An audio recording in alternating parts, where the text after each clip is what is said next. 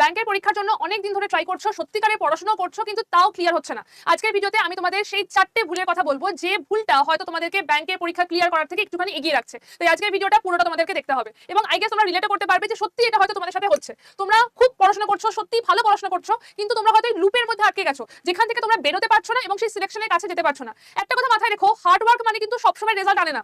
যদি তুমি সেটা ভুল ডিরেকশনে চলে যাও, হার্ড ওয়ার্ক মানে কিন্তু রেজাল্ট নয়। তোমাকে স্মার্ট ওয়ার্ক করতে হবে এবং সেটাকেও সঠিক ডিরেকশনে করতে হবে। অনেক ট্যালেন্টেড হওয়া সত্ত্বেও সিলেকশন লেট হয়, আবার সিলেকশন লেট হওয়া মানেই সে ট্যালেন্টের অভাব, এই কথাটাও কিন্তু নয়। তুমি যদি ঠিকঠাক করে স্মার্ট ওয়ার্ক বা হার্ড ওয়ার্ক করো এবং সেটা ঠিক ডিরেকশনে করো এবং এই 4টে ভুল না করো, তাহলে সিলেকশন আসতে তোমার বাধ্য। একদম ফার্স্টে আমি বলছি, দেখো অনেকে মনে করে রিস্টার্ট করবো, রিস্টার্ট অ্যাডিকশন। ধরো তুমি 15 দিন খুব ভালো করে পড়াশোনা করছো, তারপর দুদিনের হঠাৎ করে গ্যাপ, ওই দুদিনের গ্যাপের মধ্যে তোমার মোমেন্টামটা একদম পড়ে যাবে। তো তোমাকে আবার যখন স্টার্ট করতে হবে, তুমি মনে করছো ঠিক আছে আমি আবার এখান থেকেই স্টার্ট করব, এইটা কিন্তু সঠিক অ্যাপ্রোচ নয়।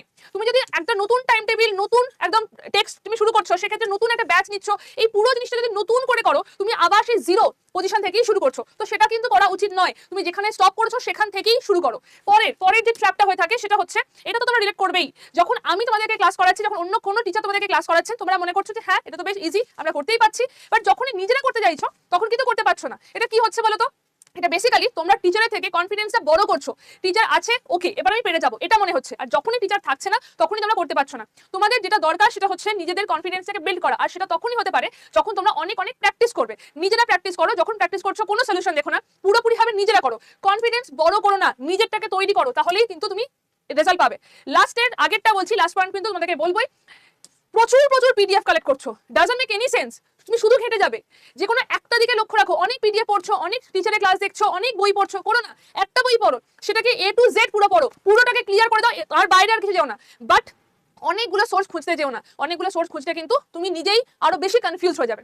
4 নম্বর পয়েন্টটা বলার আগে একটুখানি বলে রাখছি, এই যে আমাদের ব্যাচটা রয়েছে, যারা যারা এই বছর পরীক্ষা দিতে চাইছো, তারা কিন্তু এই ব্যাচটাতে জয়েন করতে পারো। এখানে 286 আওয়ার্সের ক্লাস রয়েছে, মক টেস্ট রয়েছে। Y26 এর কোডটা ইউজ করলে এই ব্যাচটাতে হাইস্ট ডিসকাউন্টে জয়েনও করতে পারবে। কোনো ডাউট থাকলে 7980485400 নাম্বারে তোমাদেরকে কন্ট্যাক্ট করতে হবে। এছাড়া যদি মনে করো আমি আজকে যেটার ব্যাপারে কথা বলছি তার সম্বন্ধে তুমি ডিটেলস জানতে চাও, তাহলে AD24 Bengali SSC and bank এই চ্যানেলটিকে সাবস্ক্রাইব করে রাখো, যাতে ব্যাংক এবং এসএসসি সংক্রান্ত যাবতীয় যা যা ইনফরমেশন তোমরা এই চ্যানেল থেকে পেয়ে যাও। তাই অবশ্যই এই চ্যানেলটিকে সাবস্ক্রাইব করে রেখো। এবার আসছি আমরা লাস্ট পয়েন্টে বলা হচ্ছে, সেটা হচ্ছে মুড। নিজের মনকে নিজের রাজা করো না, তুমি মুডের অধীনে নেই, মুডটাকে তোমার অধীনে করো। আজকে পড়তে ভালো লাগছে না, আজকে আমার কনফিডেন্স অতটা আসছে না, আজকে মুড নেই, আজকে অনেক স্ট্রেস আছে, এগুলো কিন্তু কোনো মানে হয় না। তোমাদেরকে মুডটাকে তোমার কন্ট্রোলে আনতে হবে, যাতে তুমি মুডটাকে কন্ট্রোল করে ভালো করে পড়তে বসতে পারো।